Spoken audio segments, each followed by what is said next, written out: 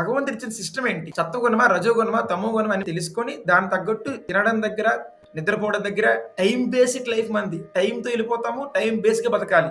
పొద్దున్న టైము, రాత్రి టైము, మధ్యాహ్నం టైము విడగొట్టుకోవాలి. సో 3 విడగొట్టుకొని పొద్దున్న టైం కృష్ణుడికి, మధ్యాహ్నం టైం వర్క్కి, రాత్రి టైం కుటుంబానికి.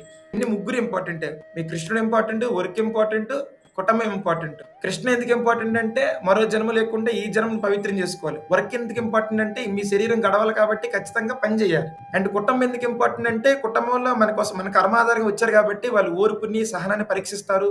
అది గొడవలో, ప్రేమలో, బాధ్యతలో, మోహాలు ఏవి ఉంటాయి, దాన్ని ఎలా హ్యాండిల్ చేయాలి, దాన్ని కూడా మీరు దాని మీద కూడా ఫోకస్ చేయాలి. ఈ మూడింటిని మీరు మెయింటైన్ చేస్తేనే then that is call perfect life అనమాట. సో మధ్యాహ్నం వర్క్ అనమాట.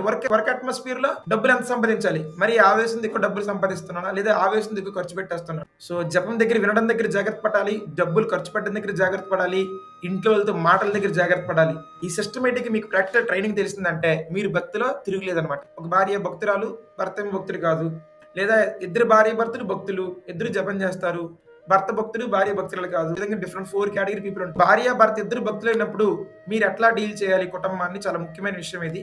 చాలా ప్రాక్టికల్ గా ఆలోచించండి. భార్య భర్తలు ఇద్దరు జపం చేస్తున్నప్పుడు ఆర్గ్యుమెంట్ ఉండకూడదు అనమాట.